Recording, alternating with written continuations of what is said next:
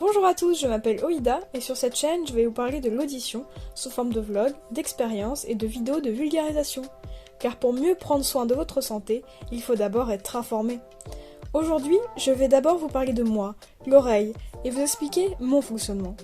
On peut diviser l'oreille en 3 parties. L'oreille externe, l'oreille moyenne et l'oreille interne. Dans l'oreille externe, on peut trouver le pavillon, dont le rôle est de capter les sons et les rediriger vers le tympan, le conduit auditif, et le tympan, qui va transformer les ondes sonores en vibrations et les diriger vers les osselets.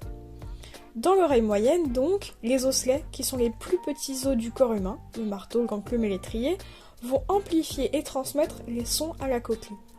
Cochlée qui se trouve dans l'oreille interne. Elle a un rôle essentiel. Les vibrations vont se propager dans le liquide à l'intérieur de celle-ci et activer ce qu'on appelle les cellules ciliées, qui sont très sensibles et vont transformer les vibrations en neurotransmetteurs, qui sont des messages chimiques et électriques. Comme ces cellules sont liées aux nerfs et donc aux neurones, ces neurotransmetteurs vont atteindre directement le cerveau. Magique, non? Mais que se passe-t-il quand tous ces neurotransmetteurs arrivent au cerveau? Eh bien, une fois arrivés au cerveau, les neurotransmetteurs vont activer le cortex auditif, qui se trouve dans la partie supérieure du lobe frontal, qui est responsable de la prise de décision, la créativité, le raisonnement, la génération des comportements volontaires et l'organisation du langage. Là, les informations portées par les neurotransmetteurs vont être analysées et mémorisées. Et tout ce trajet, du pavillon jusqu'au cerveau, n'aura duré que quelques millièmes de seconde. C'est pour ça que vous ne rendez même pas compte. Et tout ce processus est globalement similaire pour la majorité des animaux. Seule la sensibilité change. L'oreille humaine peut capter des sons ayant des fréquences de 20 à 20 MHz.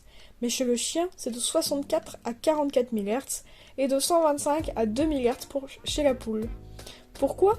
Tout simplement parce que chaque espèce a évolué selon ses besoins, notamment l'évolution de son ouïe. Et voilà pour la première vidéo sur le fonctionnement de l'oreille chez l'humain et chez les animaux.